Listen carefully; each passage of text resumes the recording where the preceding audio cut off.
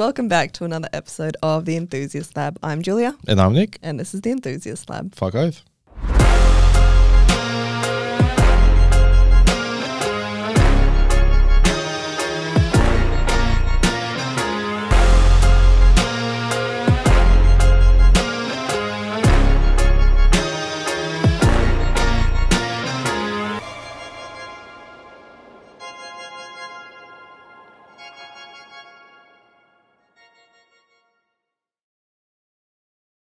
Alrighty guys, welcome back to another episode. Today we are doing Q&A number 3. Number 3, that was actually submitted by a lady called Trish. We have 2 questions on here actually. Big questions that we're going to go through in detail. But before we start, just wanted to say an enormous thank you to all of you listeners and viewers out there.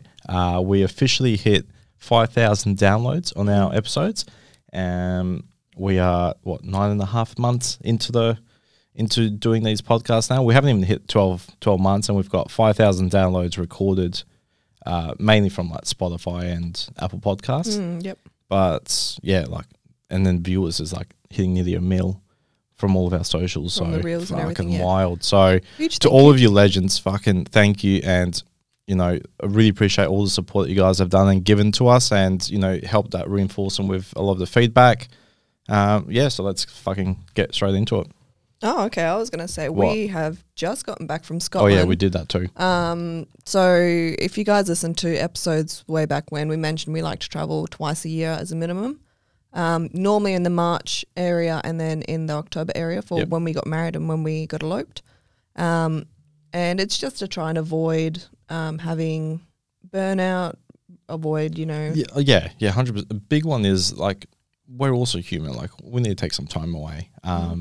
This business, the podcast, everything else we do obviously takes up a lot of our time, mentally as well as physically. And, a little bit of a reset for us, as well as we want to actually travel and explore the world while we're younger.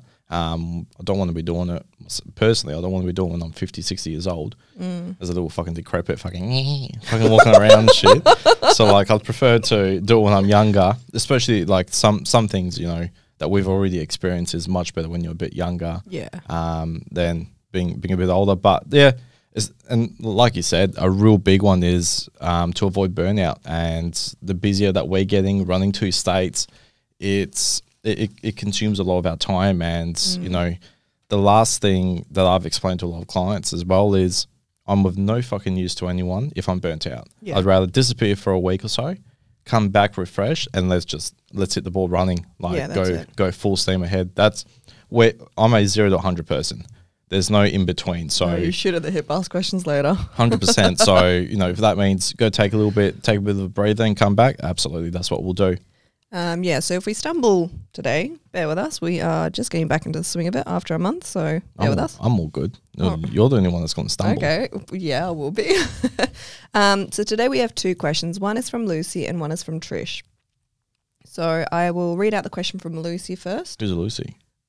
I don't even remember this. She sent us a message maybe 3 weeks before we went away, and I've saved it here as Q&A 3. Yeah. You're looking at the email. Yeah, I'm looking at the email trail. I'll read it out. Okay. And you just so answer. anyone that's watching for the first time, I'm actually having to look at my phone just so then I can obviously when I start answering these questions, so I can actually keep track of where the fuck I'm at, because it's a big email. Yeah, big email. Okay, so the first one's from Lucy. So it says, "Hey Nick, I just wanted to touch I just wanted to touch base because I think your work is great. Thank you. We aren't all anywhere close to starting a build, but it's on the cards in the future. So I wanted to ask, what is your role?" Oh shit, I forgot about this one. Yeah. Oh, this one isn't this the one that I sent like 3 emails? Yes. Yeah, so there's a part 2 and a part 3 to the question. Yeah. So the first one Okay. is, what is your role? So my role as Nick, or as Mr. Enthusiast, we are technically a builder broker, right? We are independent. We are not owned by one builder, and we're not exclusive to one builder. We have multiple builders that we work alongside with. A very good example of this is like a financial broker, right?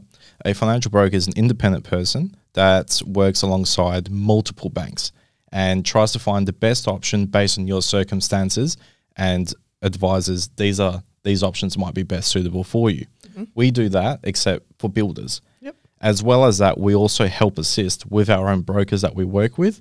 We have a financial broker, and we have very close relations with many developers and land developers across both Perth and Adelaide. Yes. So basically, we're a one-stop shop who is independent and will call everything as it is. I don't hide anything, basically. It's this is what it is. If you're happy, cool. If not, there's a fucking door. Yep. Type of scenario. So I would say... Shoot from the hip and ask questions later, basically. I would say breaking it down to bare basics, we're in sales because we are helping sell a home. We're selling a home to you, but we do so much more. So unlike a typical sales consultant who just sells a home. I don't know about selling a home because we custom design most of these plans. So it's not really... I don't have a stock list and go, here's this property that you're selling. That's like a real estate. So it's not really what I do. I'm advising based on building. No, you're overcomplicating. I'm a builder broker. I'm independent. I do all of it, finance, house and land. I can give you a shit ton of advice over the experiences and all the everything that I've gone through personally between both me and Julia as a husband and wife when we first built our homes to building multiple developments now, as well as everything else in between that I've learned over the years working with both some of the largest builders in Perth as well as some of the smallest, and how we get to where we are. And basically the most of it is just getting all the info out there for you, and then you make those decisions from there if you're happy with it. If it's meant to be, it will be. Yep. Do you know what I mean? We can't help everyone. We're not suited for everyone, and that's definitely become a bit more apparent in the last probably few months, that we've definitely grown a lot more in the social presence. At the end of the day, it is what it is. Part 2 to this is, do you work for a specific builder or do you help us modify another builder's designs? So I work with a couple builders. We have quite a few designs that are exclusive to us. We are happy to help assist with based on the designs, those builders that we work with. We can adjust those. However, we can't just grab someone else's plan and then amend it. That is breach of copyright. For a lot of the builders have their own copyrights for their plans.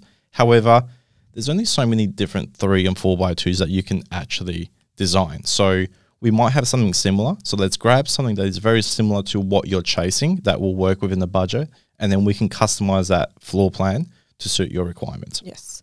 Last bit just says, we're particularly keen on a large usable garage, which you seem to kill every time.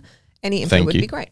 Thank you. So yeah, like garages, obviously we have become very, very pronounced. Yeah, very known for. Very known for. And mainly because like I live and breathe these issues daily, right? We've got multiple cars, 4Bs, race cars, nice cars, fucking drift cars. We've got the whole shebang. And our 2-car garage only fits 1 vehicle. So I live and breathe this. Our 4-wheel drive, the Ranger, it's got a 3-inch and 35s. It doesn't fit in the garage. And we asked for it to be raised. So I know the pain of having to work on vehicles in the driveway, jacking it up on jack stands. Once you've changed a few gearboxes, you'll never want to do that again. Same as, leaving your pride and joy, like our 4-wheel drives and all that. I want them all inside the garage. Or if I can, shift different cars in between, and I can't physically do that without, ripping the whole door off because, the garage door, because the vehicle's too tall. So that's why we know what we're doing. From the trade background, me being in the mechanic industry for multiple years, knowing the hoist, knowing the cars, like I live and breathe this shit. We're Mr. Enthusiast for a reason. Cars is one bit, but, we help accommodate to all the enthusiasts no matter what it is. We're enthusiastic about whatever you are passionate about. Yeah, something like that. Something like that. I will judge you, but in a polite manner. And by judging, I mean, that's fucked, but also that's pretty sick. Yeah. Okay, so the second email, which is going to be the bulk of our podcast episode today, is So sorry to Lucy, because I totally forgot those questions, because I ended up answering it. Look, I gave a real 3 fucking email essay explanation, because it's so hard to try and get it in a few words, and it's much easier to actually talk about it. But yeah, at any point, guys, just reach out and hey, what the fuck do you do? This is what we do. Do you know what I mean? Overall, we will help you and we guide you. the entire way. Yeah. And that is a very big thing about what we do. We are consistent with every single client. Everyone gets the same. You know, one for all for one. That is how we treat all of our clients, regardless if you're building a small little single garage home because that's all you can afford, or our behemoth of a 30-car garage. Yeah, I found the word to explain that garage. It's a fucking behemoth. Okay. Anyways, the massive, 30-car garage, big home that is like the unicorn of my like career. Do you know what I mean? Everyone gets the same. I don't give a shit. Yep. And that's what we're all about. And it doesn't just promise to a few people, which we're seeing with builders focusing on certain clientele and other brokers. Everyone gets the same. So the more you want your journey to be experienced by everyone that we have as followers, the more we'll share. Yeah. And we kind of say to our clients, like, you guys are stuck with us for like a good bro, 2.5 you years. are fucking stuck with me, regardless of how you think of it. When you start the journey with Mr. Enthusiast, you're stuck with us for the next 2 years. Even though the build may only be 12 to 15 months from start to finish, whatever it is, you still hear from us after your build is complete for well over 12 months. So you're stuck with us. So if this doesn't work from the beginning, it's better to call it there. Yeah, if you're not vibing with Nick, call it quits. Call it quits, because otherwise you will not get rid of me. Yeah. Okay, let's move on to the next one. So from Trish. In a non-stalker way. Just to plug at the end. Buyers beware. Buyers beware. You are stuck with Nick for the next 2 years if you build with Mr. Enthusiast. I'll put that on a little warning sign. With my face plaster on it. All right, come on. Let's go to the next one. Next Q&A. Okay. Hi, Nick and Julia. I would like to build in the next couple of years, and will be in proper contact once my current life circumstances have settled and I have confirmation that this is a direction I can take. Cool. I'm drawn in by your garages. With motorbikes and a lifted 4x4, it's difficult to find space for it all. So if, or rather when, the time comes, there is no question of who to go with. I appreciate that. This is Trish. This is Trish, yes. So shout out to Trish. Because she does listen to our podcast. She's listened to all of our episodes. So shout out to you, Trish, when you listen to this. Listening to the podcast since it started and found the Q&A episode super helpful, especially with the builder and the mortgage broker. These were some questions that I haven't been able to find answers to. And I thought, if I'm wondering this, there's a chance that someone else also wants to know. Okay. So these are probably more questions for your broker. But as a 40-plus person re-entering the housing market, what are the extra things I need to consider? Okay, so that's the first question. So straight off the bat, obviously, you guys have heard the clause in the beginning.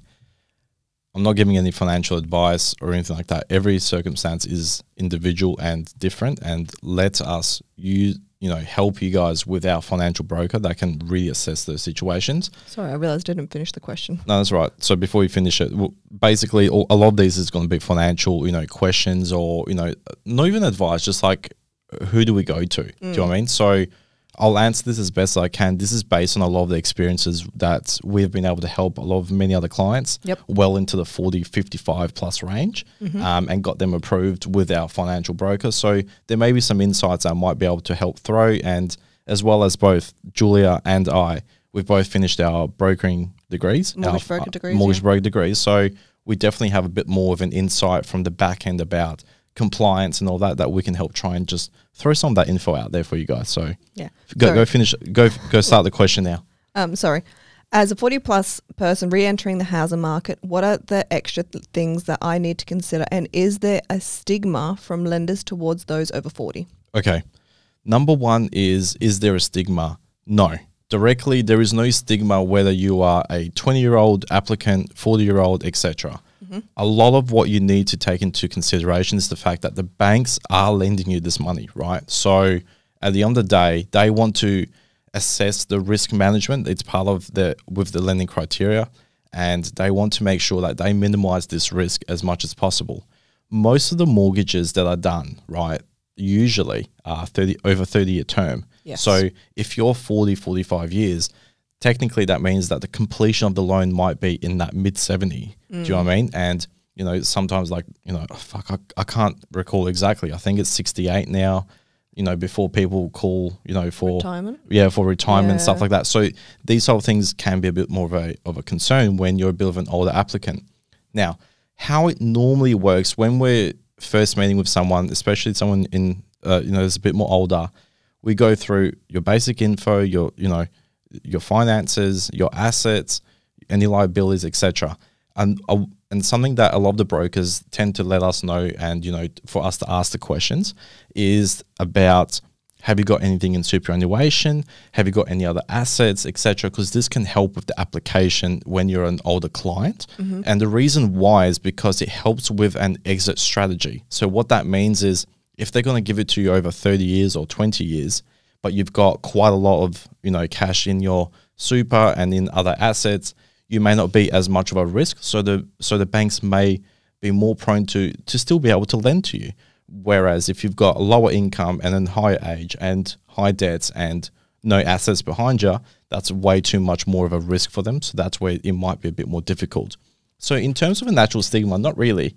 It's just a bit more thorough in the investigation that the banks may have towards your circumstance before they just simply go, yeah, you can lend. Yeah. So if you were 40, let's say 40, right?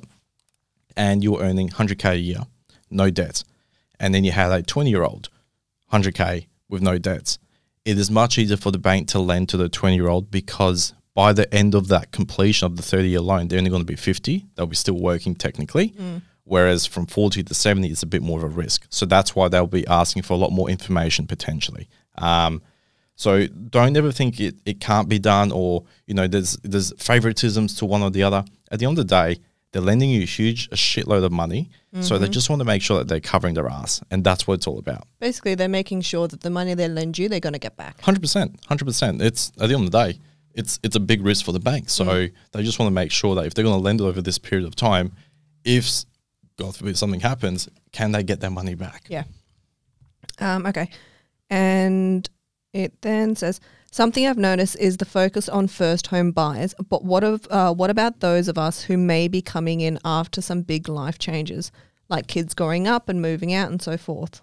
Okay. What kind of deposit would we look at? Is it the same standard as for established homes? Okay, so again, definitely going to be a really good, some really good content for us to bring a finance broker into, but a bit of a not financial advice, just general having a chat here about these questions. Number one, which you mentioned, was about will the established deposit be the same as building? No, they are a bit different. Now, let's start with as a first home buyer, and if you're 40 and someone that was younger, right? As a first home buyer, when you're building, you get a few more opportunities, and some of those things would be the first home owners grant, which is 10K.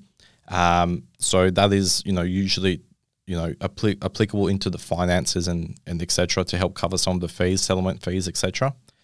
The next one, as a first home buyer, regardless of the age, is also the stamp duty. So the stamp duty is different with building versus buying. So let's start with the building. The building, it is applicable based on the value of the land. So as long as the land is 300K or less, this is for Perth. Yes. If the land is 300K or less, you're not paying stamp duty on that as a first home buyer. In Adelaide, I believe it's up to 400K. Mm-hmm. So that's one side as well as this first home buyer. Now, in the established, as a first home buyer, you don't get the 10K grants. You only get the stamp duty exemption, but that's based on the value of the land itself, of the house itself. So what that means is if the property is 430,000 or less in WA, you don't pay stamp duty as a first home buyer. If it's over that, it's at a certain concessional rate, and then you're paying full stamp duty after that. So when you're looking at those deposit options, and let's say the property is 500K, the deposit with building is going to be lower because you're not going to be paying that stamp duty portion. So you might be saving $10,000 to $14,000 potentially, depending on how the situation is assessed. Whereas with established, you'd be paying for your deposit requirement and then the stamp duty as well, because it's now gone over that threshold. Yep. So these are the things to consider. Now, as a second home buyer, it's still very similar. So because Trish mentioned in the scenario that, a lot of big life changes, we'll have to dig in a bit more and figure out what that looks like. Did she own a property beforehand? If she did, was that 10 years ago from when she sold the property? Was that recently? You've got to dig in a little bit more. Now, let's say that she has previously owned and it was recent, so technically a second or a third home buyer, right? They're all in the same market. So what happens then in that deposit option? Same thing. Building is going to be lower than it is in established, and it's based on the value of the property. Average median house price, it's like 620, 630K now in Perth, right? Roughly, it might have been more now. Let's work on 600. Nice and easy. It's easy numbers. At 600K, with buying, your deposit is going to be higher because you've got to pay stamp duty on 600K. Yep. Plus the deposit requirements based on what banks will lend to you based on your circumstance. In the building, it's going to be based on the value of the land of that 600,000 house and land package. So if it's 200K for the land and you've spent 400 on the home, you're only paying stamp duty on the value of that land. So 200K with building as a second home buyer. So your deposit is going to be the same deposit contribution that you need as what the bank said, and then just the stamp duty based on the value of the land. So it will come in lower. So what we're seeing quite a few of the time is a lot of clients coming in from established market at the moment with a high deposit, and they can actually borrow more with building because you're paying less in the stamp duty. So those additional costs, you're not having to cover them up front because it's lower. So that's how the two would separate, and why we do a lot of first home buyers. Obviously, we have so many of them, but a lot of our clientele, to be honest, probably in the last 3 months, has been a lot of second, third, fourth home buyers because a lot of people are selling their properties at the moment, and then they're looking at upgrading to the next home, or some of them are downsizing. Yeah. So some of them are obviously they've sold their properties, made a bit of cash, so they've got some cash in the bank. Hey, let's build a new one. So we're doing some of those as well. Part 3 to this is, can the site works be incorporated into the loan amount, or should be part of that deposit saved be kept aside for site works? Okay, so this is such a good one. We have done an episode to break it down about what site works is, but I don't actually think we mentioned about how it's actually taken into account. So really good question. So when you're looking at a home quote for building, it is actually separated basically, let's say, into 3 categories. The base price of the home and what inclusions that has as per that base price. The next portion is going to be like a breakdown of any changes and variations you've done to that home design from where it was originally quoted to where it's landed after your changes. And then the third part is the site works. So your site works is actually incorporated into the total home quote when you're being presented as a house and land package, right? Because the land is separate.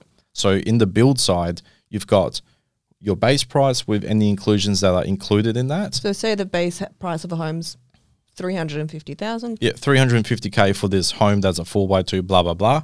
You've then done $15,000 worth of changes or upgrades to that home. And then you have your site works, which is based on the land that you're working on this house design. So the site works, like we've mentioned, can fluctuate very quickly from one suburb to the other, depending on how the soil testing and experience from the builder knows what they're dealing with. And like we said, if it's got noise attenuation or bushfire attack level rating on it, or if it's near the coast, etc. However, that piece, like going back to Trish's question, that figure for the site works is actually included into the home price, your total home quote, which then means you're actually financing that under your package for your finance. So you're not having to cover that yourself. The money you will need to contribute would come down to what deposit requirements needed by the bank for the total package. Plus, you know what I mean? And even then, that could be broken down into how much of the stamp duty and your contribution, etc. But the loan itself will actually incorporate the site works costs and fees. The other thing that you would need to pay out of pocket or have money for would be pre-start upgrades. Yes. So pre-start, we've obviously done some episodes, but just to add on to this is when you go to pre-start, this is when you're doing all of the color selections, any upgrades like tile upgrades, bathrooms, bench tops, etc., the non-structural items. Yep. So normally a lot of builders in the current market, and for a while, they will not allow you to do any further structural changes after you've signed your initial quote and pay for your deposit to get the ball rolling. Yep. So what will happen is at your pre-start, if you want, electrical, plumbing, cabinetry, bench tops, things like that, that is non-structural items, you can change those and upgrade. Those figures, now that this portion that we're about to talk about the pre-start, this can change with many builders. Some builders will do the changes and then send it to the broker so you finance it if it can be approved. Many builders normally do this at a later stage after you've been approved or whatever, and you pay for this separately outside of the contract. So what that means is these are variations to the contract that you've done at pre-start. And let's say the figure was $10,000. Sometimes how it structures, and with our builders, how it's usually structured is that you will do your pre-start, the 10K is there, which is fine. You don't need to pay that on the day. So I want to make that clear. However, before you are moved to construction, the builder will request to see proof of funds that you have that money in your account, so that then when they request it, whether it's at slab down or a bit further down the track, however you've negotiated for that repayment to be done, you can actually pay for it. The last thing the builder wants is you've spent all this money on this home, you just got it approved, you've then dumped another 30 grand in pre-start, but you're not going to actually save that money in time, and they are actually going through the process and they've built the home, they're ready to hand you the keys, and you're still trying to save money for upgrades because you've overspent more than what you're financially capable of actually saving. And so it becomes a risk to the builder, so they don't want that. And the reason they ask to show proof of funds is because right before construction is when they are ordering all the materials. So if you've upgraded to a bigger sink or a plusher sink and they've gone and ordered it, the builder has now gone and spent the money to order that sink. And if you do not have the funds in your pocket ready to pay for that when the time comes, the builder's then forked out. Yes and no. So the way with this, I love the scheduling. Like they start ordering it, and builders have accounts with a lot of these suppliers. So some of it they may be paying up front, like you were saying, and then over time as each stage goes, they're paying back everyone, etc. But at the same time, it's just again like how the banks do it with older applicants and younger. The builders will also do it, which is that risk management, and that is all about, hey, more than happy for you to spend a couple grand or whatever you want to upgrade. However, you got to have the coin to do it. Yep. You know what I mean? And when we ask you got to be able to pay for it. Yep. So it's just those sort of things to think about. But definitely most of the time, your pre-start upgrades are also done separately. And that is things that you might want to save up, a bit of cash for towards it. Okay. Part 2 to our email is, these are the questions for consultants or builders. What kinds of extra costs are involved at pre-start? Oh my God, we just answered part of this. Sorry, Trish, I didn't read forward. What kind of extra costs are involved at pre-start? As in, what would you pay extra for? Is this going above the standard tile spec or changing sink sizes? Something similar, question mark. Cool. So a couple examples. You have a standard range with our builders, for example, you have a standard range of 450 or 600 tiles for your main floor living area or some of the hybrid flooring. If you go to these suppliers, you look at them and go, I'm not really liking these. However, I like this other 600 tile that's not included as standard. These are the upgrades you're going to be getting paid for. And the way that how it works is you choose this tile, it's X amount, whatever it is. You will get, when you go to your pre-start and you choose these options that are outside of the standard, what will happen is the builder will go and get the pricing for what they are, and they will credit back what you currently have, and the charge you get hit with is the difference over to have this new item that you've decided to upgrade to. So another one she mentioned was about sinks, which is actually a very interesting one. So sometimes, depending on what's included and the level of inclusion you guys have in your home, with ours, we have double undermount sinks as standard with our builds. Mm-hmm. So if you decided to change to a slightly smaller one or above counter one that might have been actually a bit cheaper, you might actually get a credit back because you had something that was a bit more expensive in the beginning. Mm-hmm. And vice versa. You had a real basic one, you wanted something a bit more nicer, you pay for the difference. So we get some going, hey, we've chosen another undermount sink, but it's a black one that is square. Okay, cool. So this sink is now actually, for example, $1,800, and that's extra over what's already included in your standard. So that charge is what you're going to be paying for. So it's things like that. A lot of the items, that many people do normally upgrade is sometimes the flooring options, rather than going to a specific tile, they might have a specific tile in mind. So Yep. it might not be in that standard range. Carpets is another one. Cabinetry, changing from cabinet doors to pot drawers. A lot of electrical items, so adding extra power points, etc. So you get charged for additional. You get charged, right, for anything that is extra over from what was standard. Mm-hmm. We do that during the design phase and in the pre-start phase as well. So if you decide that I don't want these lights here, cool, you can credit back. I'll add these in here. Cool, you've gone 1 for 1. However, you've now added an extra 5 lights and 5 power points. You'll be charged for those extra additional items. So that's how that structure works. Mm-hmm. The next part is, can you pick different aspects of the upgrade packages with your builders? Using Levita, for example, stone bench tops, tile flooring, and ducted air conditioning, but not downlights or raised ceilings throughout the living area. And would that have a significant impact on cost, either up or down? Okay, cool. So let's utilize. So we do quite a lot of volume in the States with our partner builder, Levita Homes, at the moment. So let's utilize. So I normally work with them in 2 different spec categories and then upgrades after that. So the one that she's mentioning is based on a package called the Make It Bold spec, where it has stone bench tops in the kitchen. It has internal wall paneling included. It has ducted aircon reverse cycle. Mm-hmm. It has the roller blinds included.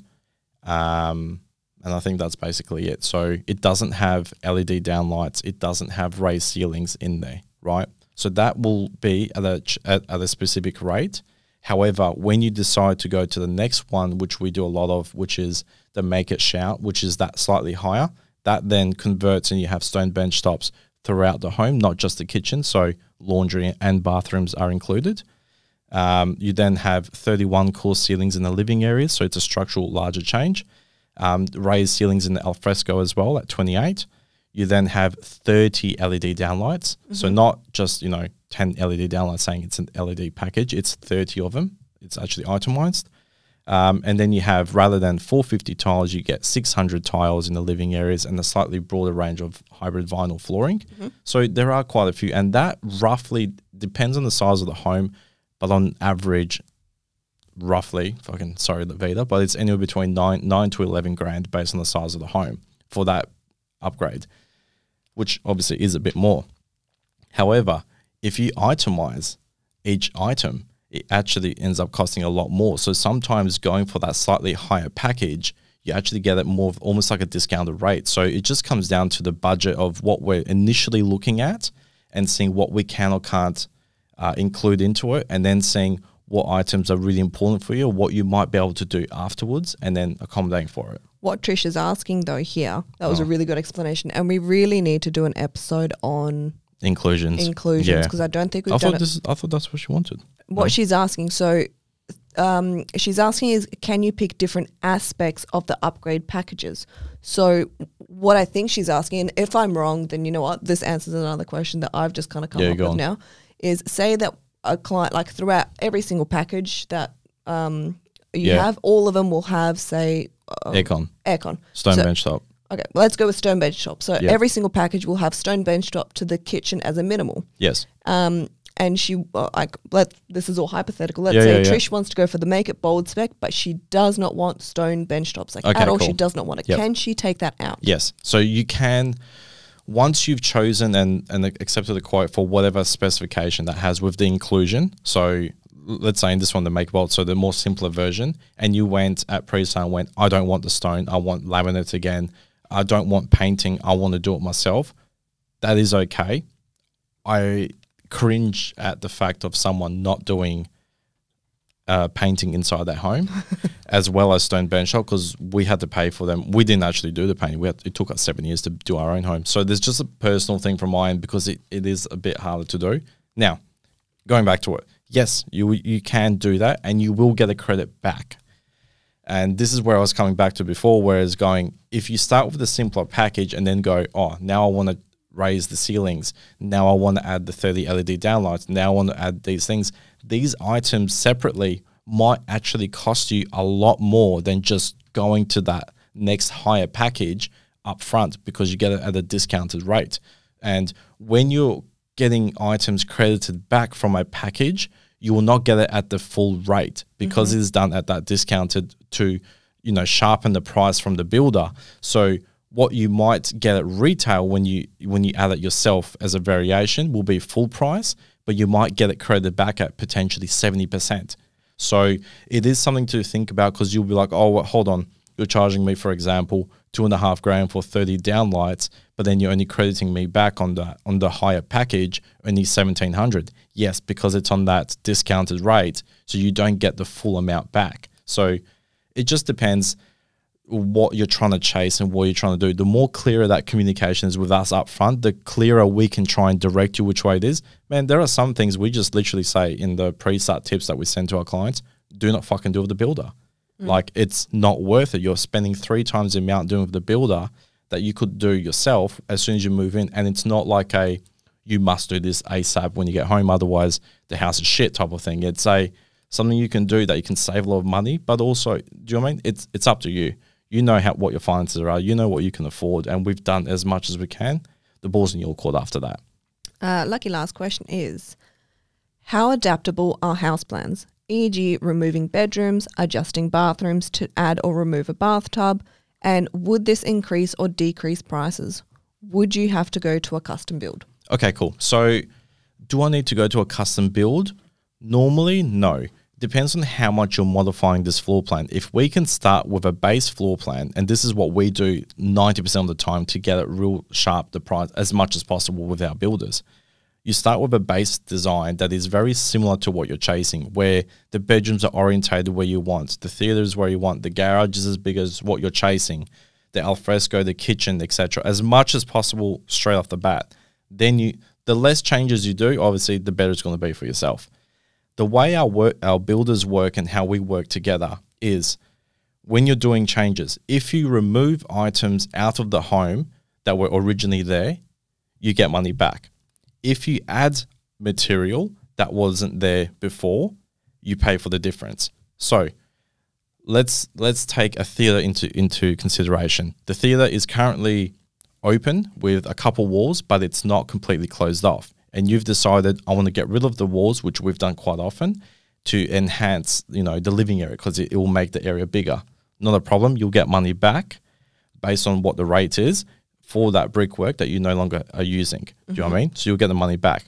If you turn around and said, hey, I actually need to add, I want to add double doors onto this, or I want to add a single door, but the opening is big enough for 2 doors, then you will be charged for the 1 door that you're adding and the additional brickwork to close it off. Yep. So that they are very fair. The parts that I normally try and recommend clients to not upgrade as much is into wet areas, because that is the most expensive square meter rate from a home, because you're adding your slab, your roof, waterproofing, then tiles, and a lot more into that. So there's quite a bit more compared to just adding a bit into the garage, which is just slab and a bit of structural, or into the bedroom where it might be just a bit of carpet and slab, etc. So all of them have slightly different rates as well. So it's something to think about.